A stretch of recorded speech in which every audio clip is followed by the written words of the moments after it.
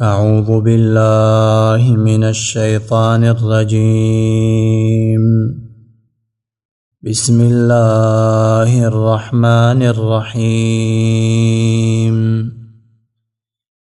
يا أيها الناس اتقوا ربكم الذي خلقكم من نفس واحدة وخلق منها زوجها وبث منهما رجالا كثيرا ونساء واتقوا الله الذي تساءلون به والأرحام إن الله كان عليكم رقيبا. سورة النساء مدنی سورت ته، 160 آیاتونه لري او 10 رکوګانې لري. ترتیب مصحفی کی 4 نمبر سورت ته او ترتیب نزولی کی 92 نمبر سورت ته. د سورة النساء ربط د مخکې سورتونو سره دا ده چې په سورة البقره کې الله رب العالمین ردونه وکړل په يهوديانو باندې او داغي مختلف قباحتونه ذکر کړل. بیا په سورة آل عمران کې په نصاراو باندې ردونه او داغي مختلف قباحتونه ذکر کړل او داغي د شبهات جوابونه وکړل. نو په دې صورت کې الله رب العالمین په جاهلیت والاو باندې ردونه کوي او داغي قباحتونه به ذکر کوي او داغي ظلمونو ته اشاره کوي.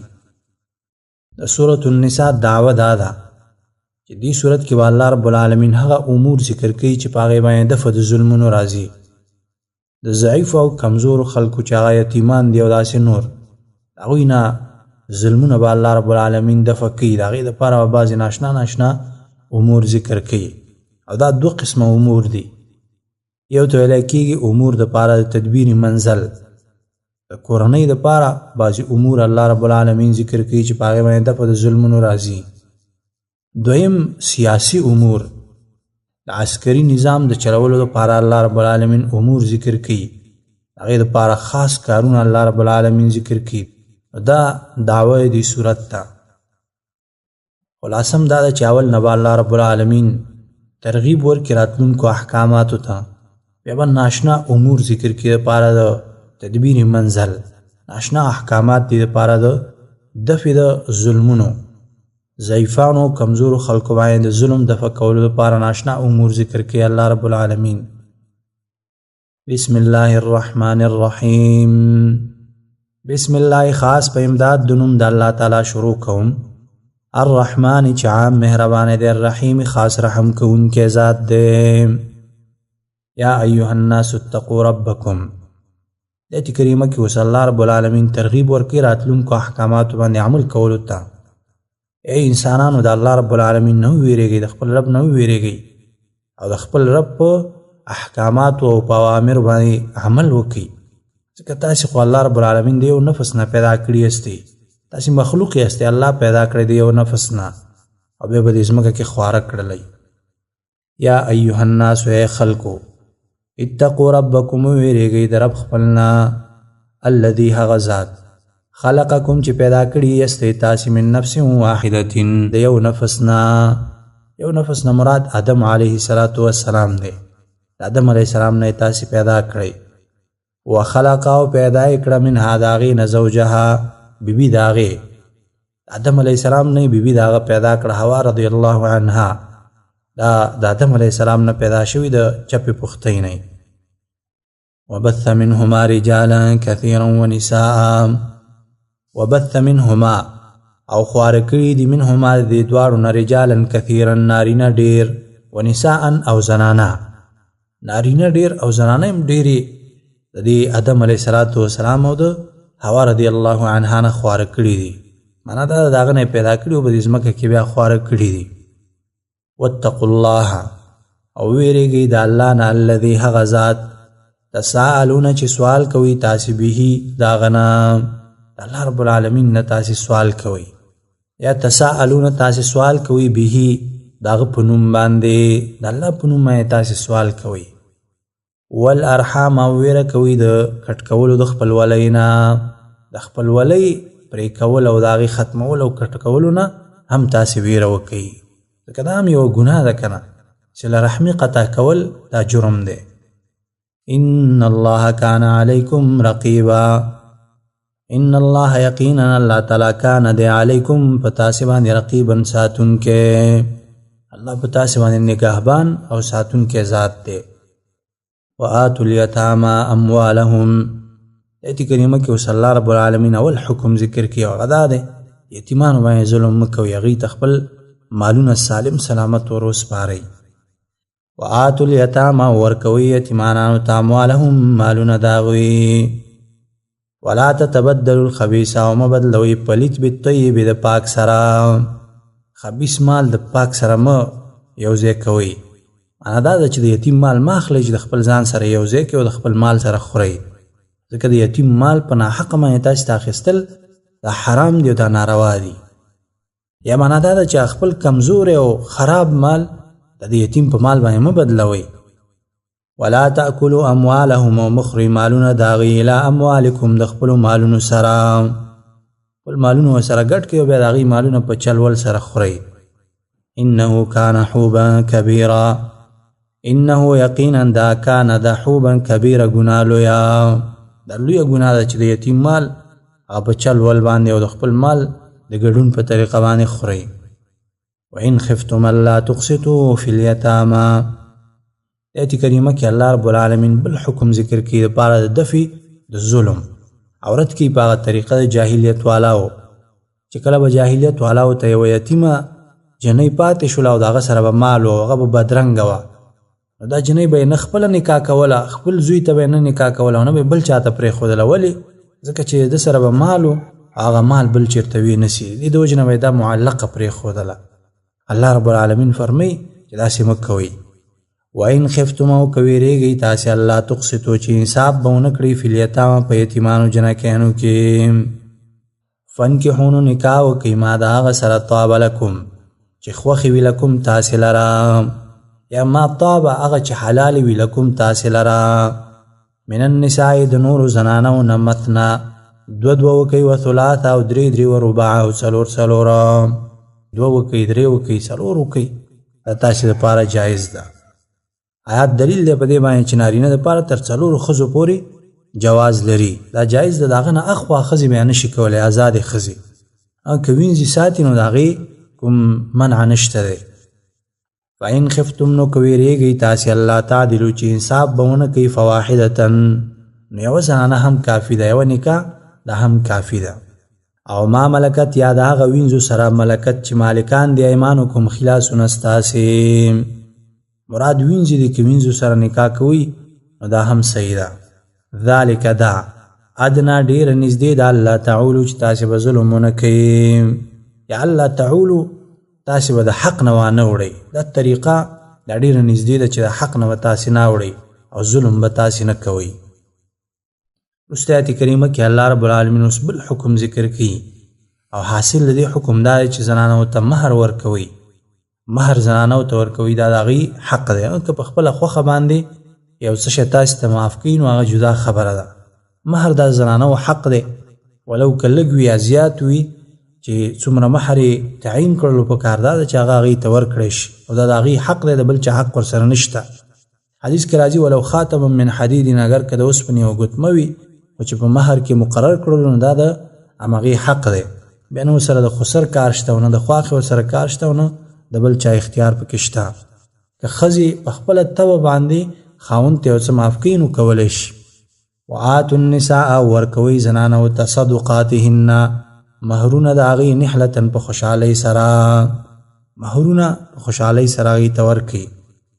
فإن تبن لکم عن شیء منه نفسا فکلوه هنیئا مریئا، زنانه کولی شي چې خپل مهر خاوند ته معاف کړي.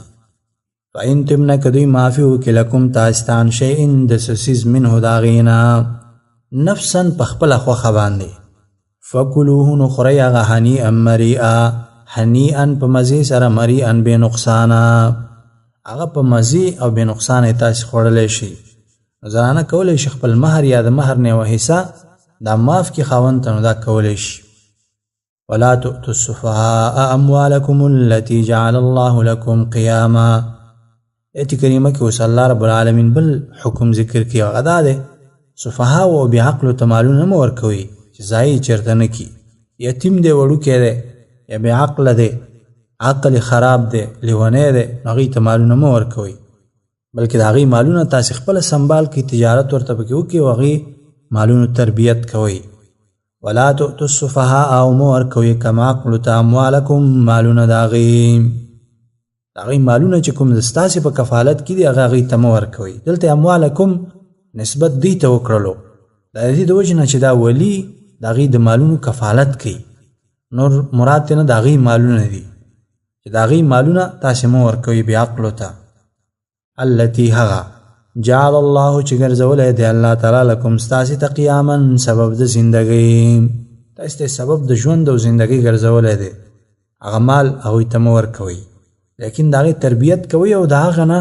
دوی ته خوراک هم ورکوئ جامه ورته هم ورکوئ ورزقوهم خوراک ورکوئ دوی ته فیها په هغې کې وکسوهم او جامې ورکوئ دوی ته وقولو او وایي لهم دوی ته قولا معروف وینا نیکه ښایسته خبره ورته کوئ تیزه خبره ورته مه کوئ وابتلوا الیتاما حتی اذا بلغوا النکاح ایت کریمه کې اوس دغه مال سپارلو طریقه الله رب العالمین ښیي کله چې دغه یتیمان دا د بلوغ اندازې ته ورسېږي نو په هغې باندې یو امتحان وکړي او د هغې نه وروسته ورته بیا خپل مالونه وسپارئ وابتلوا الیتاما او امتحان کوئ الیتاما په یتیمانو حتی تر دې پورې اذا بلغوا النکاح کله چې ورسېږي النکاح نکاح ته نکاح نه مراد بلوغ دی بلوغ ته ورسېږي فإن آنستم نو که تاسې معلومه کړه منهم د دوی نه رشدن هوښیارتیا هوښیارتیا هم ترېنه معلومه کړه چې دوی اوس هوښیار دي د مال په ساتلو په ګټه او تاوان باندې پوهېږي نو فدفعو نو ورکوئ الیهم هغوی ته اموالهم مالونه د هغې ولا تأکلوها اسرافا وبدارا ان یکبروا دې جمله کې الله رب العالمین اوس ادب ورکوي او دا تخویف هم دی ګوره د یتیمانو مالونه ونه خورئ په دې نیت باندې چې دوی به راغټ شي او بیا مالونه زموږ نه غواړي ولا تأکلوها او مه خورئ هغه اسرافا په بېځایه خرج کولو وبدارا او په تادۍ ان یکبرو د دې ویرې نه چې دوی به لوی شي دوی به لوی شي او زموږ نه به مال غواړي نو د دې ویرې نه داسې دوی مالونه مه خورئ ومن کان غنیا فلیستعفف دا بل ادب دی که څوک غني وي مالداره وي نو د یتیم د مال نه خوراک نه کوي او که څوک فقیر او غریب وي نو د عرف موافق دی ترې نه د ځان دپاره هم یو څه اخلي د یتیم په مال کې تجارت کوي چې ګټه یې وکړله نو هغې ته دې هم خوراک اسکاک ورکوي او ځان ته دې هم یو څه ترېنه اخلي ومن کان او څوک چې وي غنیا مالدار فلیستعفف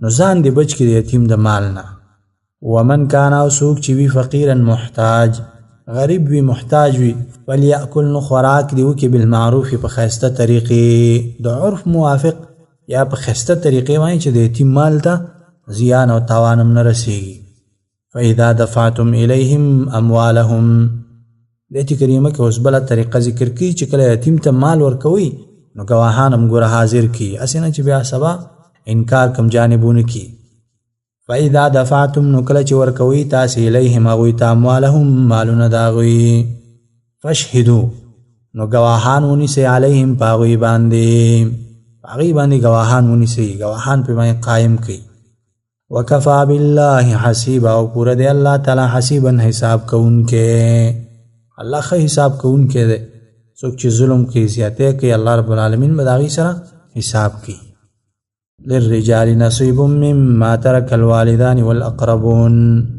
د ایت کریمه کې الله رب العالمین اوس بل حکم ذکر کوي او بل امر ذکر کوي دپاره دفع د ظلم چې هغه میراث ورکول دي جاهلیت والاو به چې دی هغه چاته میراث نه ورکول چې هغوی به جنګ نشو کولی خاص طور زنانه او ضعیفان دا خلک د میراث نه د هغوی په قانون کې هغوی حذف شوي او کټ شوي الله رب العالمین د دې خبرې رد کوي او قانون د میراث ذکر کوي چې میراث ورکوي للرجال د نارینهو دپاره نصیب برخه ده مما د هغه مال نه ترک الوالدانې ترکه چې پرېښي وه الوالدانې مور او پلار والاقربون او خپلوانو مور او پلار کم مال پرېښی وي یا خپلوانو د نارینهو دپاره خپله برخه شته دی وللنساء او د زنانو دپاره نصیب برخه ده مما د هغه مال نه ترک الوالدانې چې پرېښي وي مور او پلار والاقربون او خپلوانو وروسته به انشاءالله دې خبرې تفصیل وکړو چې میراث په کوم نسبتونو باندې انسان ته ملاویږي. مما د هغه مال نقل چې لږ وي منه د هغې نه او کثره یا زیات وي، که لږ مال وي که ډېر مال وي نو د نارینه او د زنانو خپلې برخې پکې دي. نصیبا حصه د مفروضا مقرر کړی شوي، الله رب العالمین د طرف نه دا حصې مقرر کړی شوي دي. وإذا حضر القسمة أولو القربى واليتامى والمساكين. آیت کریمه کې اوس بل حکم الله رب العالمین ذکر کړی او حاصل د دې دا دی چې کوم خلک چې وخت د میراث د تقسیم کې هغې حاضر شو نو هغې ته یو څه حصه ورکړي. بعضې مفسرینو ویلي دي چې د آیات منسوخ دی د میراث په آیاتونو باندې چې هغه کې خپلې حصې معلومې شوي دي، او بعضې علما او مفسرین وایي چې نه دا استحبابي حکم دی، بس دا مستحبه ده هغې ته ورکړی شي، پکې نور څه لازمه او فرض او واجب نه ده. وإذا حضر القسمة او کله چې حاضر شي القسمة تقسیمولو د مال ته اولو القربى خپلوان والیتام او یتیمانان والمساکین او مسکینان فرزقوهم نو خوراک ورکړئ هغې ته منه د هغې نه دغه مال نه ورته خوراک ورکړي. وقولو او وایي لهم هغوی ته قولا معروفه وینا نرمه ښایسته خبره ورته وکړئ، رټئ یمه او بدې او تیزې خبرې هغوی ته مه کوئ. وليخشى الذين لو تركوا من خلفهم ذرية ضعافا خافوا عليهم. آیت کریمه کې اوس الله رب العالمین ترغیب ورکوي په مخکې احکام باندې عمل کولو ته، او حاصل دا دی چې ګوره تاسې د خپلو اولادونو په باره کې څومره ویره لرئ چې زموږ نه وروسته په هغې باندې څوک ظلم ونه کړي، هغوی سره زیاتې څوک ونه کړي او داسې نور، نو تاسې هم د دغې یتیمانو په باره کې د الله رب العالمین نه وویرېږئ او دوی ته خپل حقونه ورکړئ. وليخشى الذين او دې ویرېږي کسان لو ترکو که چیرې پرېږدي من خلفهم وروسته د خپل ځان نه ذریة اولاد ضعافا کمزوري اولاد د خپل ځان نه وروسته پرېږدي، خافو چې ویرېږي علیهم په هغوی باندې په دې باندې ویره لري چې څوک پرې ظلم ونه کړي. فلیتقوا الله نو ودې ویرېږي د الله تعالی نه، ولیقولوا او ودې وایي قولا سدیدا وینا د حق سره برابره، سدیدن برابر وینا د حق سره. ان الذين ياكلون اموال اليتامى ظلما. آیت کریمه کې اوس الله رب العالمین تخویف ورکوي هغه خلکو ته چې هغوی د یتیمانو مالونه خوري. ان الذين یقینا هغه کسان یاکلون اموال الیتامى یاکلون چې خوري اموال الیتامى مالونه د یتیمانانو ظلما په ناحقه سره. انما یقینا یاکلون اچوي دوی فی بطونهم په خپلو ګېډو کې نارن وره، دا اصلا خوري او ګېډو کې اچي د جهنم اور. وسیصلون او زر دی چې داخل بشي سعیرا ګرم اور ته به دوی داخل شي. د یتیم مال خوړل د یو لوی او کبیره ګناه ده. احادیثو د نبی صلی الله علیه وسلم کې ډېر مذمت ته ذکر شوی دی. دا هم لوی مذمت دی چې الله رب العالمین فرمایي دوی په خپلو ګېډو کې د جهنم اور اچي او دوی به زر دی چې د مرګ نه وروسته به د جهنم اور ته دوی ورشي. دا لوی مذمت دی د خلکو دپاره. یوصیکم الله فی اولادکم للذکر مثل حظ الانثیین. د آیت کریمه نه اوس هغه تفصیل د میراث شروع کړي، حصې د میراث به په تفصیل سره ذکر کړي، او دا آیاتونه په قرآن کریم کې د میراث لپاره اصول دي. نو خلاصه دا ده چې الله رب العالمین به دې آیاتونو کې د میراث تفصیل ذکر کړي. دلته د فائدې په تور باندې دا واورئ چې د میراث دپاره شرعاً 3 اسباب دي. یو نسبت د تولد دی، مثلا پلار هغه د بچی نه میراث وړي او بچی د پلار نه میراث وړي، دې ته ویل کېږي نسبت د تولد. دویم چې دی نسبت د زوجیت دی، ښځه او خاوند دي، خاوند مړ شولو ښځه ترې نه میراث وړي، ښځه مړه شوله خاوند ترې نه میراث وړي، دې ته ویل کېږي نسبت د زوجیت.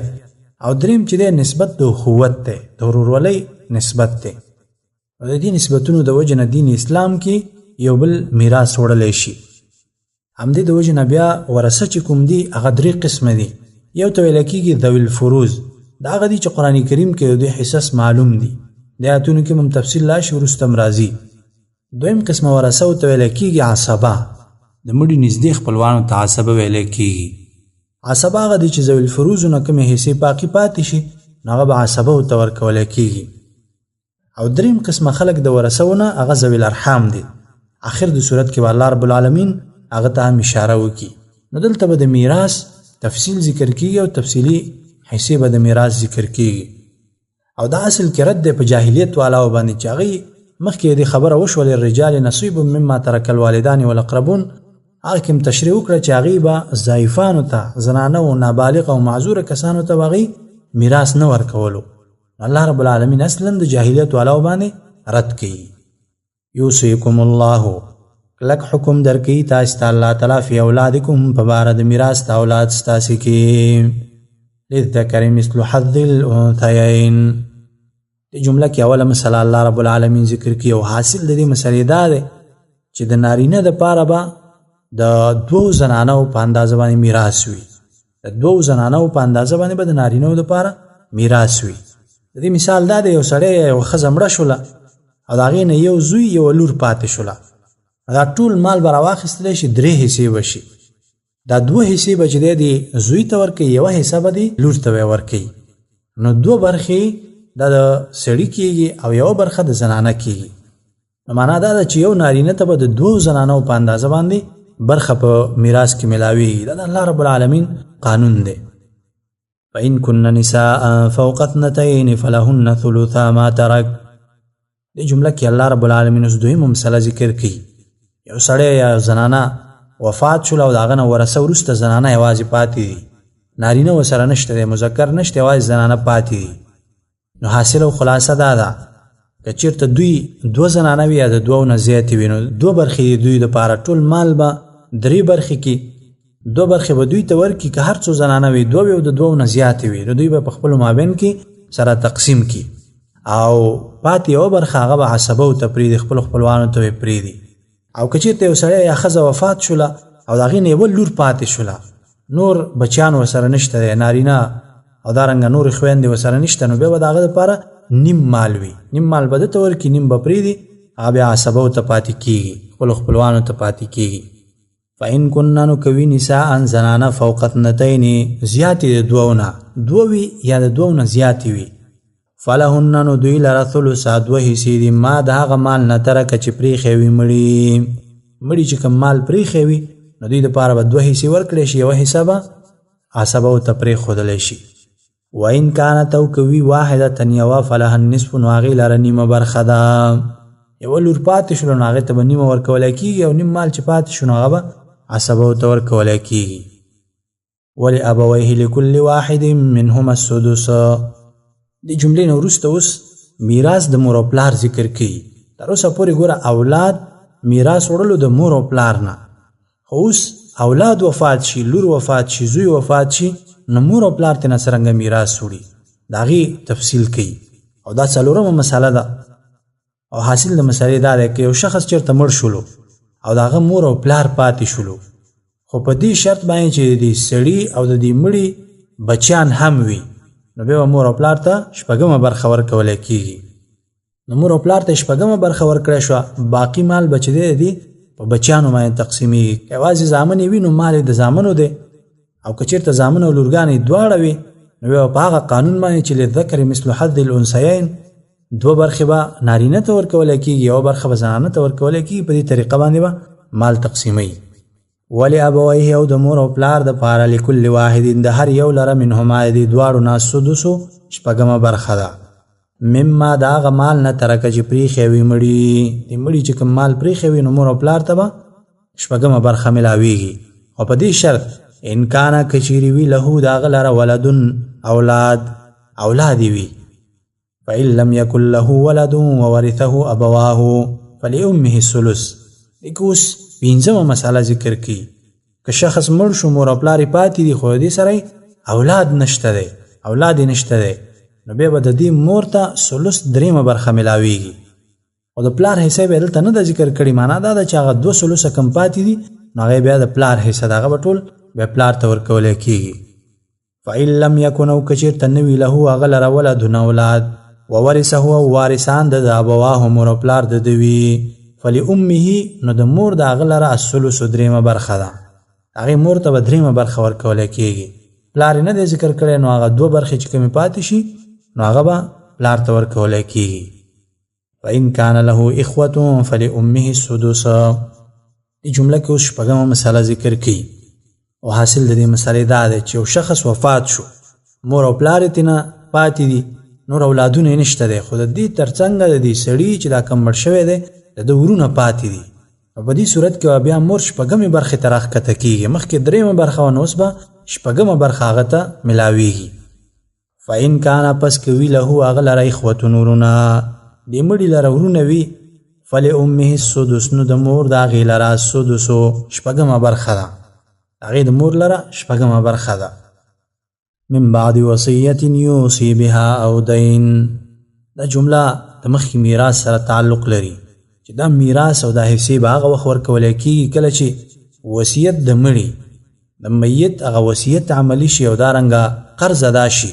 کم قرض چې په میت او په مړي باندې دی هغه به اول ادا کېږي، وصیت به د هغه عملي کېږي په درېیمه حصه کې، درېیمې حصې مال پورې چې کوم وصیت کړی نو هغه به عملي شي، د هغه نه وروسته بیا میراث تقسیمیږي. من بعد وصیت، وروسته د پوره کولو د وصیت نه، یوصي چې وصیت یې کړی وي بها په هغې سره، نو وصیت به عملي شي. او دین، او دا ادا کولو د قرض نه، قرض چې کوم میت او مړي باندې وي هغه به ادا کړی شي، بیا به میراث تقسیم شي.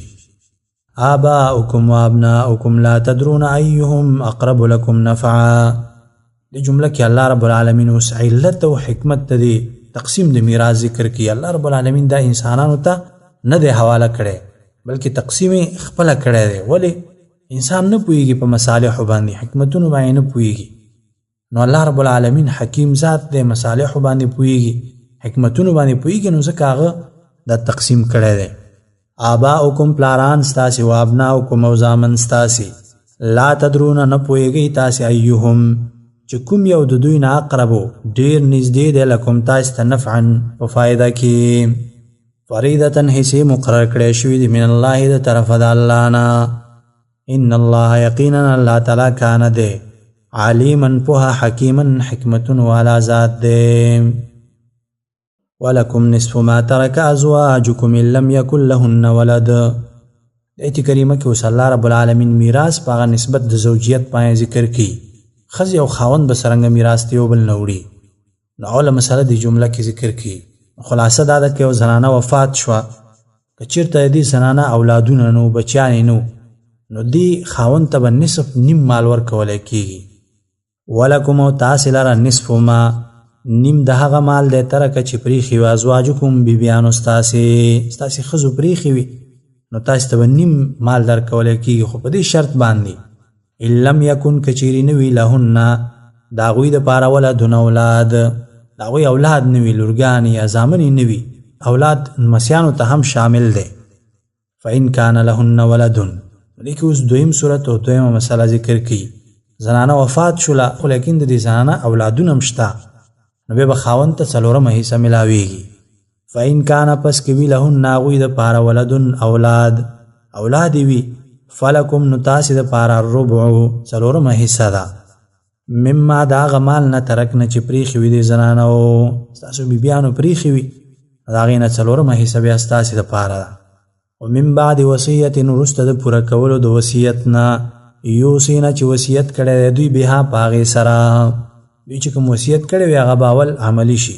او دین، او دا ادا کولو د قرض نه، قرض به یې ادا کړی شي، دې زنانو باندې کوم قرض وي وصیت به یې عملي شي، هغه نه وروسته به پکې میراث جاري کېږي. ولهن الربع مما ترکتم، دې کې اوس کله چې خاوند وفات شي او زنانه پاتې شي نو څومره میراث به وړي. یو خاوند وفات شول او د هغې نه ښځه پاتې شوله، نو که چېرته د دې خاوند اولادونه نه وو، د دې ښځې نه وي که د نورو ښځو نه وي او اولادونه یې نه وو، نو د دې زنانو دپاره بیا څلورمه حصه ده. که یوه زنانه وه هم څلورمه حصه، او که دوه او درې او څلور وي نو همدا څلورمه حصه بیا دوی په خپل مابین کې په برابر اندازه باندې تقسیموي، خو په دې شرط چې دې سړي بچي نه وي، او که چېرته بچي وو نو وروسته بیا هغه ذکر کېږي چې بیا اتمه برخه ده. ولهن او ښځو لره الربع څلورمه حصه ده، مما د هغه مال نه ترکتم چې پریښي وي تاسې، ان لم یکن که چیرې نه وي لکم تاسې لره ولدون اولاد، ستاسې اولاد نه وي او وفات شوي نو ستاسو ښځو دپاره څلورمه برخه ده. فإن کان لکم ولدون، دا اوس بله حصه او څلورمه مسله ذکر کړي. سړی وفات شو، ښځې مور نه پاتې، خو د دې سره اولاد شته دی، نو بیا به دې ښځې ته اتمه برخه ملاویږي. فإن کان پس کوي لکم تاسې دپاره ولدن اولاد فلهن نو ښځو لره الثمن اتمه برخه ده، اتمه حصه به هغوی ته ورکولی کېږي. مما د هغه مال نه ترکتم چې پرېښي وي تاسې چې کوم مال پرېښی وي اتمه برخه به د زنانو ته ورکولی کېږي. که یوه وي دوه وي درې وي نو هغه به خپلو کې سره تقسیموي دا اتمه برخه. او نور پاتې مال د زامنو دی چې مخکې حصې د هغوی ذکر شوې. من بعد وصیت وروسته د پوره کولو د وصیت نه توسونه چې وصیت کوي تاسې بها په هغې سره او دین او د ادا کولو د قرض نه. ستاسې قرض ستاسې وصیت دا به اول ادا کړی شي او د هغه نه وروسته به بیا میراث تقسیموي. وإن کان رجل یورث کلاله دې جمله کې اوس الله رب العالمین د اخیافي ورور او خور میراث ذکر کی. اخیافي ورور او خور هغه ته ویل کېږي چې هغوی مور کې سره شریک وي خو پلارانې جدا جدا وي. دې ته ویل کېږي اخیافي ورور یا اخیافي خور. دلته دا د فائدې په شکل باندې یاد کوي چې ورونه او خویندې دا درې قسمه وي. یو اعیاني دي، اعیاني هغه ته وایي چې مور او پلار دا دواړو کې سره شریکي. دویم علاتی دي چې پلار کې سره شریکي خو دا میندې سره جدا وي، پلار یو وي میندې دا سره جدا وي. او دریم اخیافي دي، هغه دا دي چې مور سره شریکي ولیکن پلارانې سره جدا جدا وي. مور کې سره یو ځای وي ولیکن پلارانې جدا جدا وي. د زنانه دوه خاونده کړي وي، څه بچي د یو خاوند نه وي څه د بل نه وي، نو دغه بچیان خو مور کې یو دي پلارانو کې سره جدا دي، نو دې ته ویلی کېږي اخیافي ورونه او یا اخیافي خویندې. نو دې جمله کې الله رب العالمین د اخیافي ورونو او د اخیافي خویندو میراث ذکر کوي. خو دې کې شرط دا دی چې اخیافي ورونه یا خویندې هغلته میراث وړلی شي چې دغه مړی دا میراث وي، نه پلار وي او نه بچیان وي، بر هم څوک نه وي او ښکته هم څوک نه وي. نو په دې صورت کې اخیافي ورونه یا اخیافي خویندې دا سره میراث وړلی شي. وإن کان رجل او کچیري وي یو سړی یورثو چې میراث وړی شي د هغه نه کلالة میراث وي چې نه پلار وي او نه بچیان وي، او امرأة او یا دغسې ښځه وي چې نه پلار وي او نه بچیان وي. وله او د دپاره اخ ورور وي او اخت یا خور وي د مور د طرف نه. یعنی یو سړی وفات شولو یا یو ښځه وفات شوله، پلار یې نشته بچیان یې نشته، خو د یا ورور وي یا خور وي د مور د طرف نه. موږ ویلې که نه چې دا میراث د اخیافي ورور او خور دی. یو سړی وفات شولو د هغه نه پلار شته دی نه اولادونه شته، خو د یا ورور شته یا خور شته د مور د طرف نه، یوازې په مور کې شریک وي پلار کې شریک نه وي. فلکل واحد نو هر یو لره منهما دې دواړو نه سدس شپږمه برخه ده. معنا دا ده چې هغه میراث سړی چې وفات شولو د هغه میراث به شپږ حصې کړی شي، هغه شپږمه حصه به چې دی د ورور یا خور ته ورکړی شي او نور مال به چې دی بیا عصباتو ته پاتې کېږي، خپلو خپلوانو ته پاتې کېږي. فإن كانوا أكثر من ذلك فهم شركاء في الثلث. که چېرته دوی زیاتو دوه یا د دوو نه زیاتو نو بیا د دوی دپاره درېیمه برخه ده او په ده کې به دا ټول بیا سره شریک وي. فإن كانوا پس که وي اکثر من ذلك زیات د دې نه دوه یا د دوو نه زیات وي ورونه او خویندې فهم نو دوی شرکاء برابر برخو والا دي فی الثلث په درېیمه حصه کې. درېیمه حصه به دوی ته ورکولی کېږي او په هغه کې به دوی سره شریک وي. خو دلته دا نقطه یاد ساتئ چې دلته بیا نارینه او زنانه چې دي هغه سره یو شانته حصې وړي. په میراث کې دغه یو مقام دی چې دلته نارینه او زنانه سره یو شانته دي په میراث کې، چې هغه اخیافي ورونه او اخیافي خویندې چې کله زیاتې وي نو دوی به یو شانته میراث. دلته چې دی نارینه بیا د زنانو نه دوه چنده حصه نشي وړلی، دې مقام کې بیا یو شانته حصې به تقسیمیږي په نارینه او زنانو باندې. من بعد وصیت وروسته د پوره کولو د وصیت نه یوسا چې وصیت کېدی شي بها په هغې سره او دین او د ادا کولو د قرض نه. قرض او وصیت به هغه اول عملي کړی شي، هغه به ورکړی شي، د هغه نه وروسته به بیا دا میراث عملي کېدلی شي. غیر مضار نه به ضرر ورکوونکی په وصیت سره، وصیت باندې به ضرر نه ورکوي دغه میت او مړی چې په وخت د مرګ کې د داسې وصیت وکړي چې د درېیمې حصې نه اخوا په زیات مال کې وصیت وکړي. وصیتا دا کلک حکم دی من الله د طرفه د الله نه. والله الله تعالی علیم پوهه دی، حلیم صبرناک ذات دی.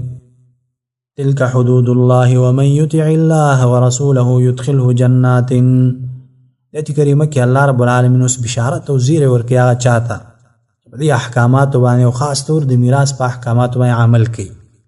تلک حدود الله، دا پولی د الله تعالی دی. ومن یطع الله، او چا چې تابعداري وکړه د الله ورسوله او د رسول داغه، يدخله داخل بکی هغه لره جنات جنتونو ته تجری چې بهیږي من تحت الانهار لاندې داغینه نهرونه، ولی داغینه لاندې بهیږي، خالدین همیشه وی فیها پاغی کی. وذالک الفوز العظیم، وذالک او دا الفوز العظیم کامیابی لویه ده، لویه کامیابی ده. ومن یعص الله ورسوله، دا اوس زجر او تخویف ورکړي الله رب العالمین هغه چاته چې الله رب العالمین په دې احکامات باندې عمل نکړي. ومن یعص الله، او چا چې نافرمانی وکړه د الله ورسوله او د رسول داغه، ويتعدى او تجاوز وکړلو یا تیر شلو حدوده د پولو داغه نه، الله د پولو د حدوداتو نه تجاوز کوي. يدخله داخل بکی هغه لره نارن ورته، خالدن همیشه به فیها پاغی کی، وله او دلر عذاب مهین، عذاب د شرمون کې. اقول قولي هذا استغفر الله لي ولكم ولسائر المسلمين، وسبحانك اللهم وبحمدك اشهد ان لا اله الا انت استغفرك واتوب اليك.